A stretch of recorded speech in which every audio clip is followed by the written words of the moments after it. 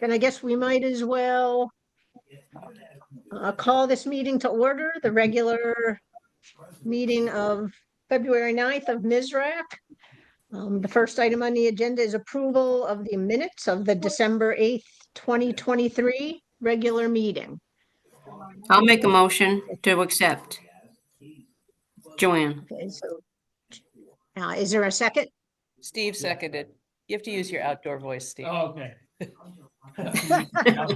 okay. Okay, any comments on the minutes? No, they were And all in great. favor? Excellent. All in favor of approving the minutes, say aye. Aye. Aye. Any opposed? Okay, the minutes are approved. Item 3, correspondence. Is there any correspondence we should be aware of, Tira? No. Okay, Somebody's got a radio or a TV on in the background. Perhaps it could be turned down. That's me. I'm sorry.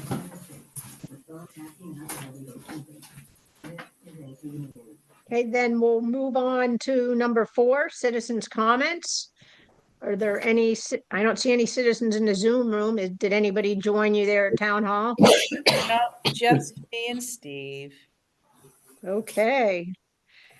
Then we shall move on to item 5, committee business. A, Connecticut DECD Community Investment Fund grant application. Well, the announcements are coming at the end of March or thereadabouts. I did, because we got some good press in the Villager yesterday, I sent that over to the admin assigned to that program and asked her to add it to our file, which she said she would. And I asked her about the board's schedule because there's an expectation that our state elected officials will, directly boost our projects. And she said that they're reviewing them now. So I forwarded it as well, that same Villager article, to Senators Flexer and Gordon with a, hey, you might want to check in because they're reviewing those now. So we'll see. We'll see. All right, well, that's nice follow-up. I look forward to reading the article this evening when I get home. Anybody have any other questions for Tira or anything on that grant application? Okay, then we'll move on to B, 65 Main Street workshops. You were there at the last one, Janet, and I think Joanne was as well. You Yep. were Yep, there. I was there. Yeah. Yep. So I guess I'd start with your feedback on where we are. If you want, I can pull up the concept designs too.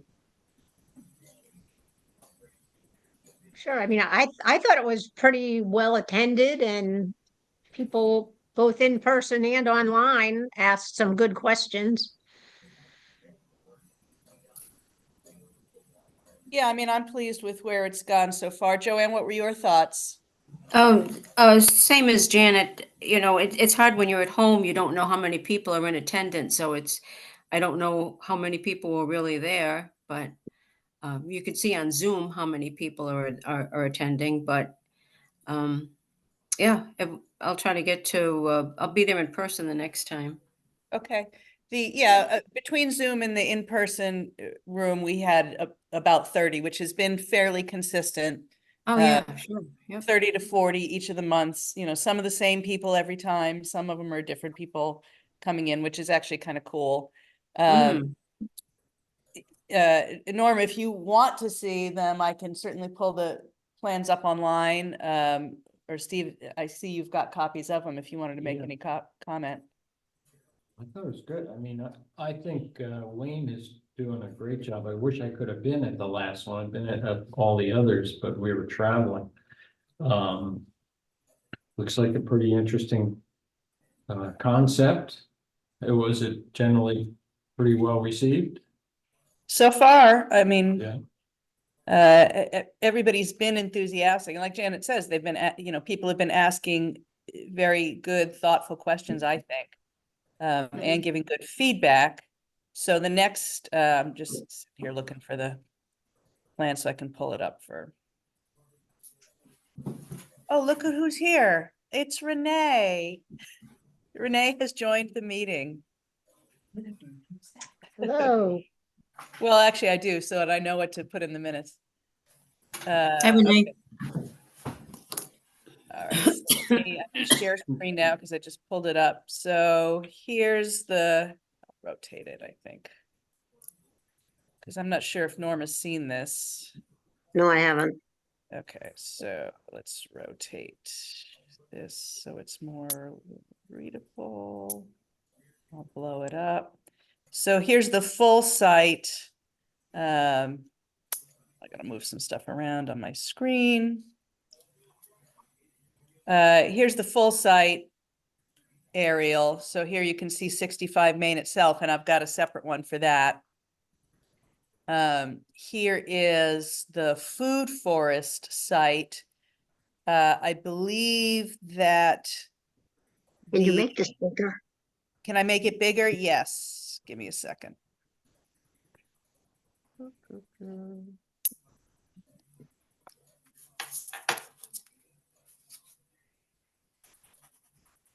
How's that?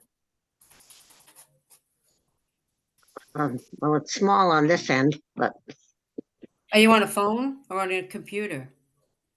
I couldn't get on my computer, so I'm now on my phone. Oh, okay. That's I'm why. not sure that any amount of enlarging is gonna No, nothing will help get on a that. phone.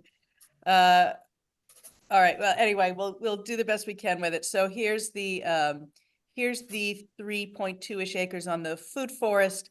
The grayed out circles, I think, indicate existing trees rather than planted trees, but I'd have to look at the legend to be sure. He indicates the access from 65 Main to the back three Thank you. with this ADA compliant wooden ramp for, obviously for mobility access, and then a straight shot boardwalk or ramp here. I think this must indicate where the drop off is because this looks angled to me. Because there's quite a ridge here. This is all existing sort of wet-ish land, which you can kind of tell is fed by this culvert.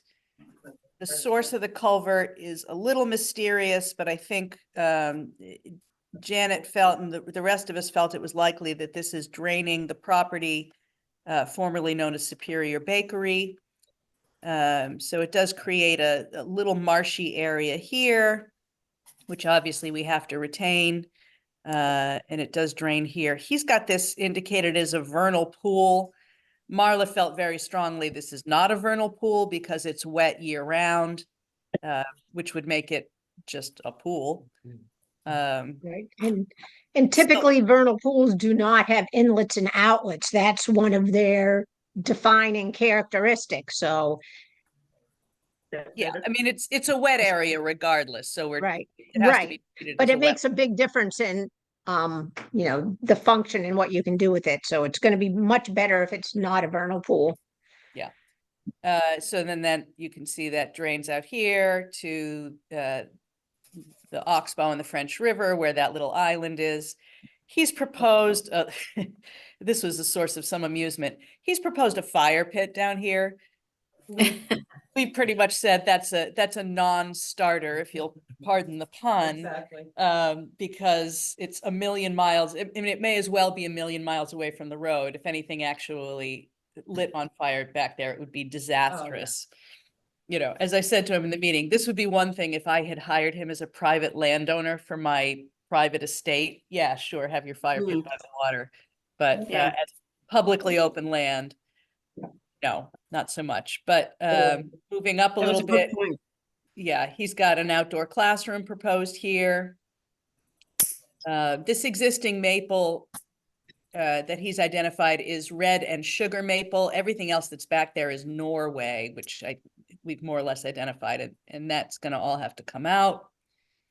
Some bench seating proposed here. You can see he's got some footpaths proposed. Another little seating area. He's got a difference of material here. So this must be boardwalk over the wettish stuff. And this is like either gravel or stone dust, I guess. And, you know, he's suggesting interpretive signs. So that is the 3.2 acres. Let me go to the other one. Again, this is mostly for people who haven't seen it yet.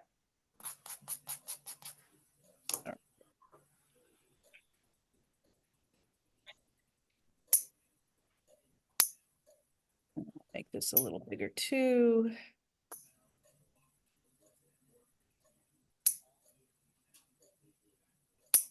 Can I move this bar? There we go.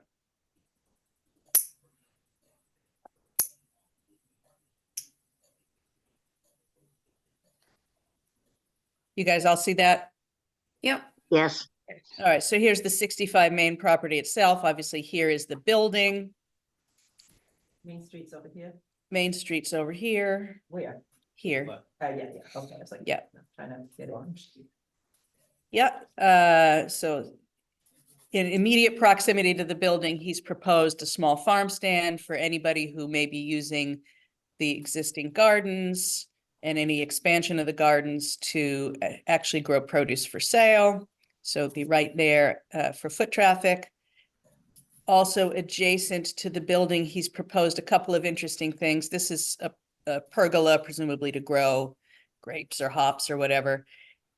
He has suggested an amphitheater here, which I think we all thought was very interesting, with the pergola being sort of covering the performance or speaking space.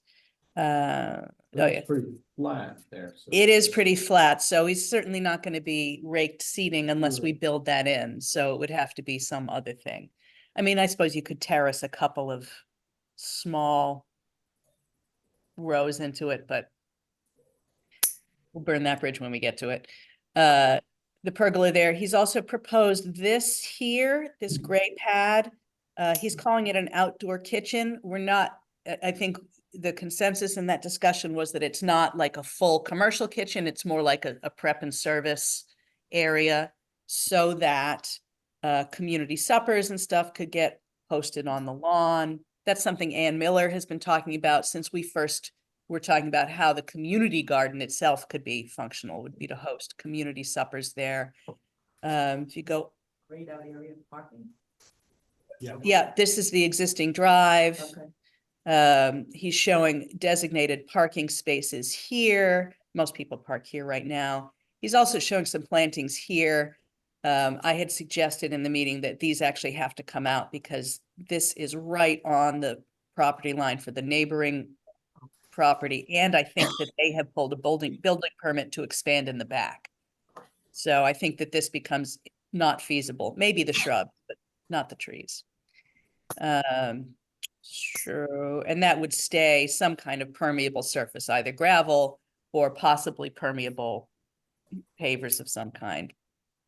And obviously there are differences in cost there. Let me move this back up.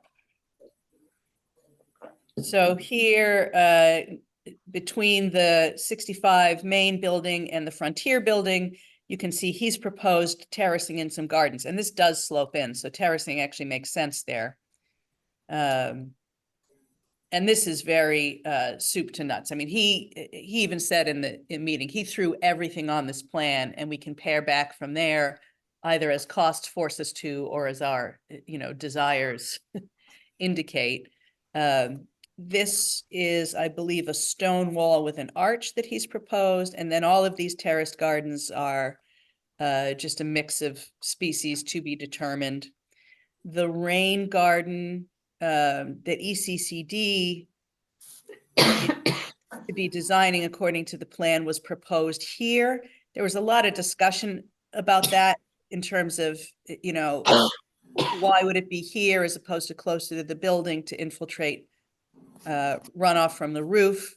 but he's proposed these collection cisterns here instead. And then, so the rain garden here then makes more sense because again, it's at sort of the bottom of this flow from the terracing. Let's see, what else did he What's the propose? arch? The arch I think is meant to indicate the existing piece of play equipment. I think this location is slightly off. I think it's more like, Oh, yeah. Yes, this is the stone arch he's proposing to get into the garden, but this arch, I think he just didn't know what to call that thing. Also proposing adding an on-site greenhouse. Melinda was very interested in that in terms of the connection again to the school and what we've started to discuss about, building an agricultural program in there to mesh with the culinary program, and being able to use this facility for that purpose. You can see he's got another fire pit proposed here. This one is less problematic, but I think probably comes out. And then he's specifically calling the food forest this as opposed to this. I think for practical purposes, we've just been calling the food forest the bottom three, but in terms of planting with edible species, I think this is what he's got here. This, I think he indicated, was an herb spiral surrounded with small orchard trees and fruit-bearing shrubs. And then over here,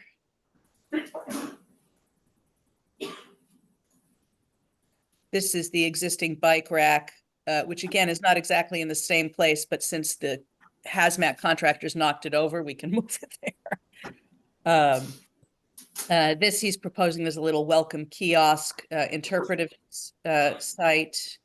And somewhere he had compost. Oh yeah, and compost bins indicated here. I believe he also accommodated for some of the existing pollinator houses that the Girl Scouts put in. Oh yeah, right here. So it is really a very full plan. He got that feedback from the last session. I mean, this was the first pass. So the next session, which is on the 28th, we'll be reviewing his revision. So I expect it's going to be substantively quite similar with some of these things taken out, modified, whatever. And then for March, that's the end of his contract.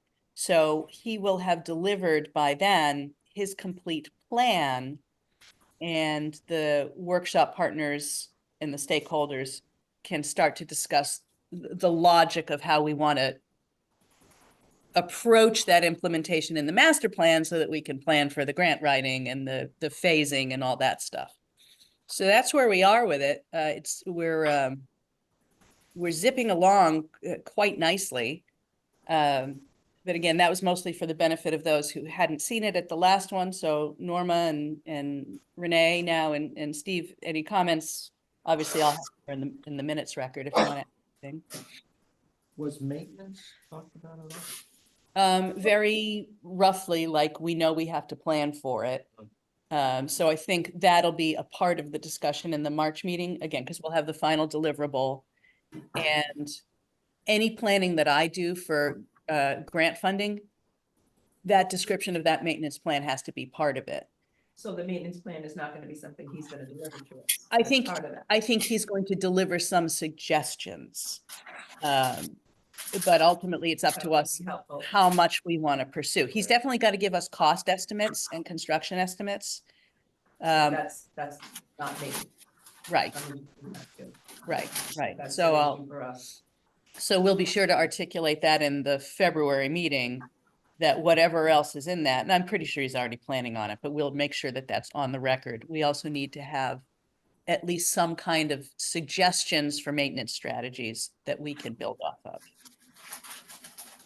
I mean, when you look at his plan, both of them, they're very formal garden like, which is not consistent with the images he showed us, you know, his stuff is very natural, very, organic and, native to the area, and therefore probably not needing as much, maintenance.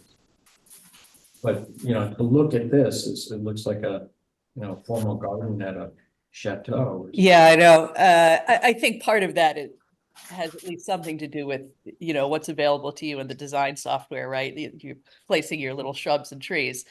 I mean, clearly the bottom three is more natural in its aspect. And I believe he said that over time, he was looking at that being more of like an 80% perennial to 20% annual mix, which as it develops, you know, less and less maintenance. If the species are right, it should be crowding out the invasives that are so problematic. But, you know, by its very nature, something that you're planting for food value is going to involve some annual crops. So I think that's where the mix is. But I think his plan, and certainly what I've discussed with him, is that, you know, it's got to be as minimal maintenance as possible, and therefore a leaning on native perennial food value species is the most beneficial. What I assume to be the case, and we'll see what he articulates to us, is that the higher maintenance burden is going to be at the front end as it establishes, and then over time, you know, it gets sort of more self-sustaining. But we'll see exactly what he tells us. And that ramp, it goes down to the back three. Is that a ramp or just a 20% grade ramp?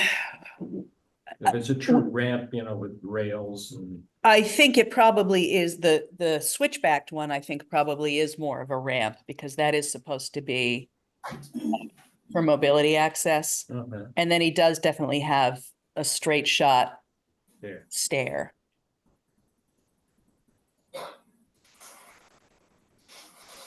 Norma, your thoughts? I'm mainly concerned over the maintenance and vandalism. Yeah, well, vandalism is always a perennial issue with anything public. I mean, I don't think that we see a ton of vandalism on the trails. We certainly see some. But I think vandalism is just something you have to deal with as it comes up. Perhaps some of that stuff that's in the No. front, it's a good idea because it's visible. you know, Right, It's not right. hidden. Yeah, I mean, to your point, Norma, maybe in the next discussion, or the March discussion, we sort of look with that kind of eye at things, like what do we think is vulnerable? You know, what do we think is the most likely to give us problems later in that sense? Now, it is a highly residential neighborhood with neighbors sort of with eyes on it, surrounding it. So maybe that's reduced risk, but I mean, certainly the house itself got vandalized when those kids got into it, but that's because it was vacant. Well, this is going to be vacant also, because my thoughts go back to the tables that we put out into the park. They didn't last too long. Mm. Was this talked about in phases, or are We- you hoping to? Janet raised the idea of phasing and what makes sense. So and Janet, you can jump in here, but I think what she proposed and makes sense to me is that back three would actually have to be the first thing you put in, because, you know, you're building from the furthest away point to the nearest point. I think there's probably some possibility that the front terraced gardens can be put in somewhat simultaneously, because the path to get down to the river is through the driveway. But that was logical to me. Janet, you want to jump in there? Oh, I think there has to be a vehicular access to the lower land to construct it efficiently. So it didn't seem like the final plan had vehicular access. So that's the reason why I said it almost looks like the lower land might have to be done first. If they could revise their plan or have some other kind of, way to get construction equipment down there, then I don't think the order would matter that much, only if they block off their access.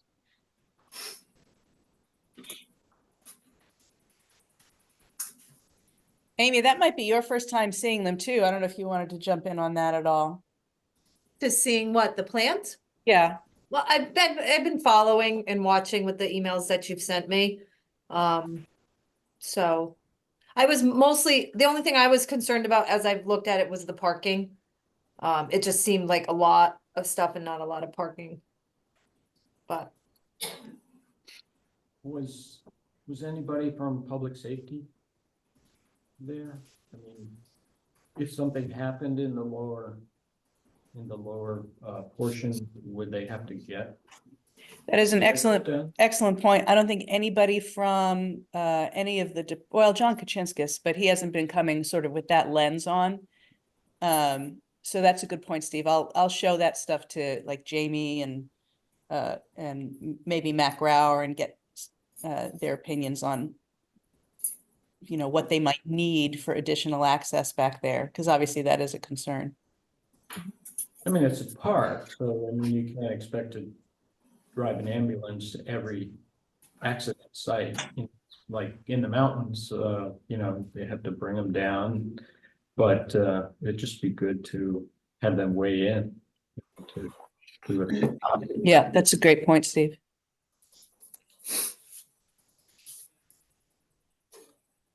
I think the PDF was available on the town's website, but maybe we should have it emailed to the members so people can just look at it on their computer easily. I mean, I guess I could forward that with the minutes to people, or if that's of interest. I don't know how many people, have been looking at this in advance. Mhm. Why? Well, Steve he had hard copies of it, but I think Norma might not have seen it. I don't know if Joanne has any, or Bernie.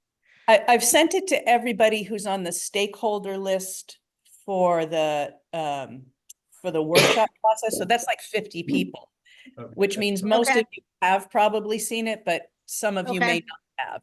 So I'll send it to whomever. I mean, we bought it, so it's a public document. Okay, great. Anybody have any more comments on the plan or questions for Tira? And in the next meeting, you said, what's that, February 28th at the town hall again?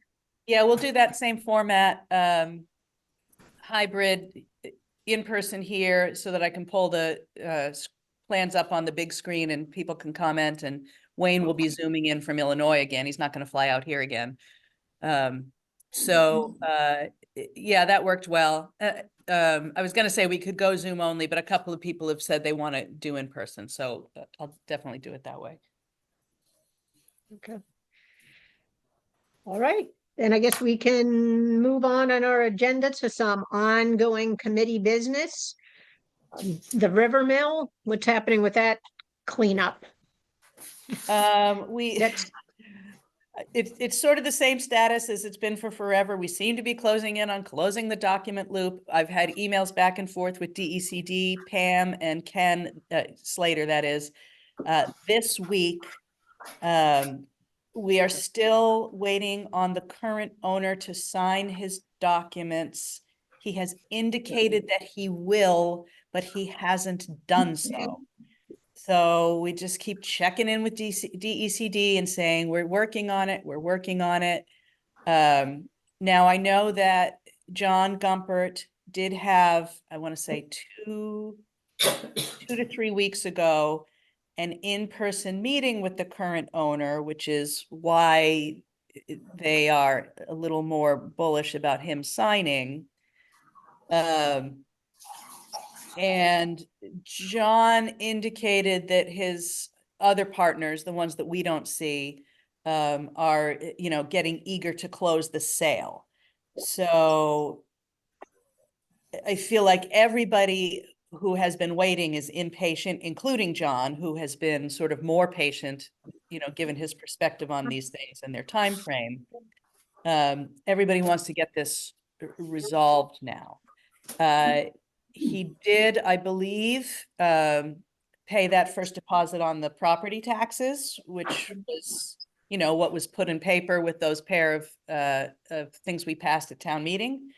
The abatement agreement and well, not so much the transfer of lien, but so that deposit's been made. So for the first time in 12 years, taxes have been collected on that property.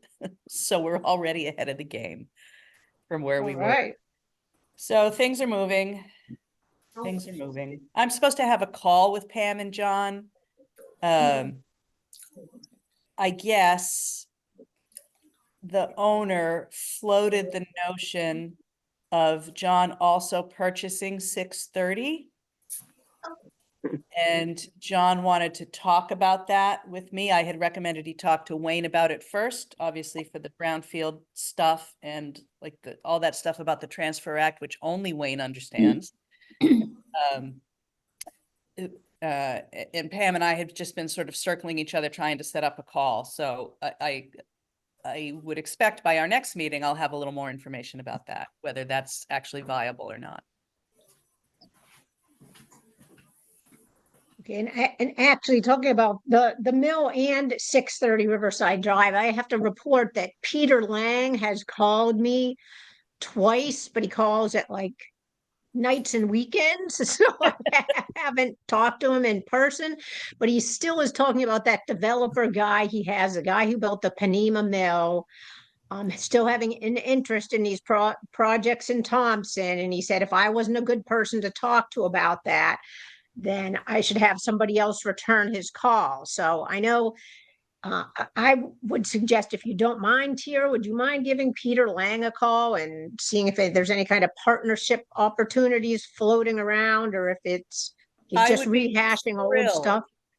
I would be Okay. absolutely thrilled to give Peter Lang a call. I will say that when he calls me back, he does the same thing he does to you. He calls when I'm not in the office. Right, he But, calls Friday at 5, Yeah. stuff like that. But I will definitely try to reach out to Peter about that, because he did mention that to me months and months ago. But everybody that I've put in touch with the owner has sort of thrown their hands up and walked away, like they couldn't get the guy to follow through on anything. But since the tower fell down, he appears to be more motivated to get rid of it. I don't know, his behavior on it has been so erratic. It's, Well, I'm just wondering if that actually would backfire on us. If he now feels like, oh, this, competition for that property, would he be less likely to move forward with Gumpert?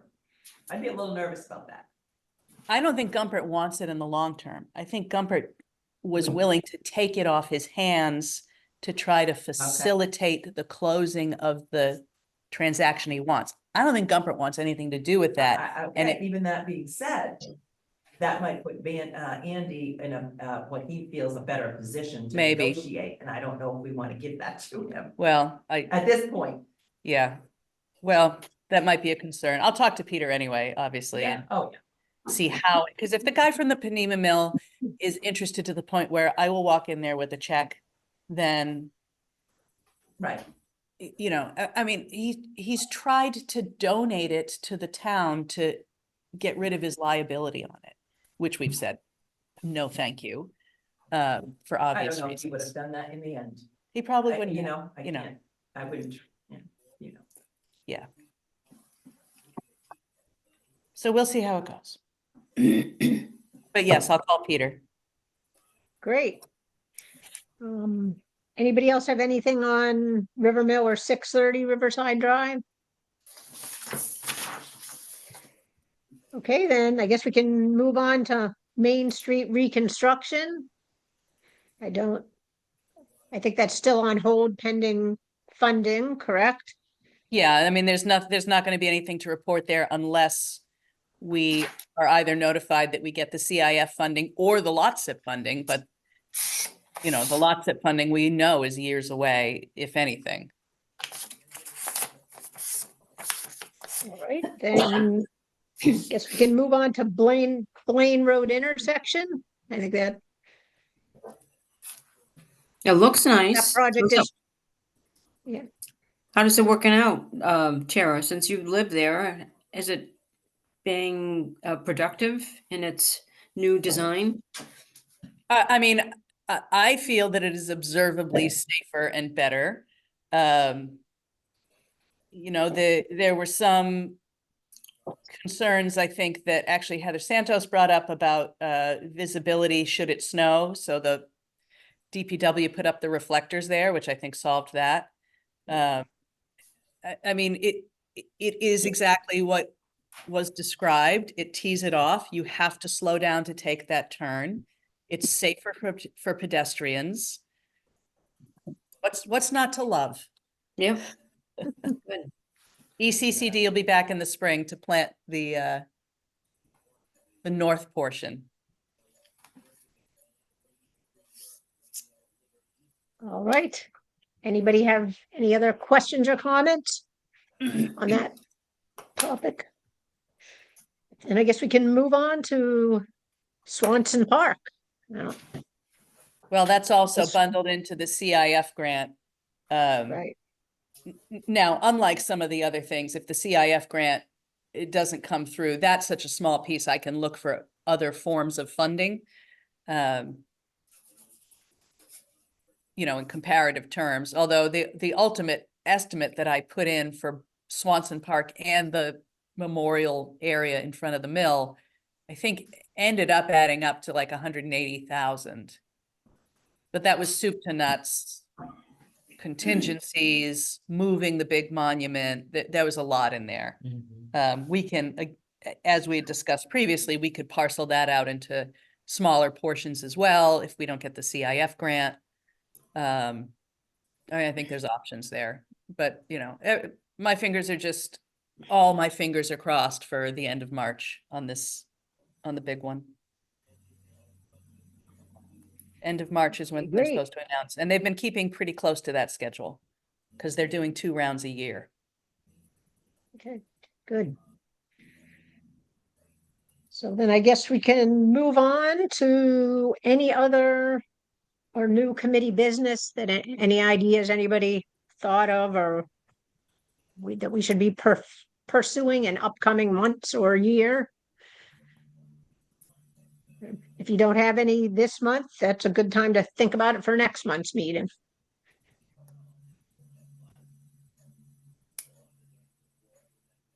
Okay, then we'll go on to item 6, member comments.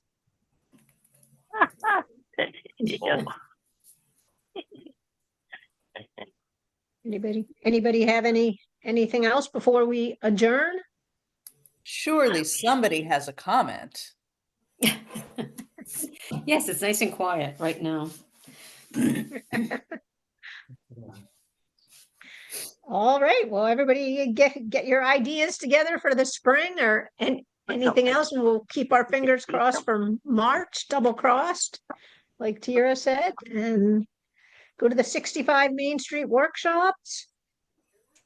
And I guess with that, we can be adjourned. Sounds good. 9:39 is your adjournment. Thank you, Yes. folks. See you next time. Yeah, Have a great see you weekend. next time. Thanks, everybody. Yeah. Okay, so we're going at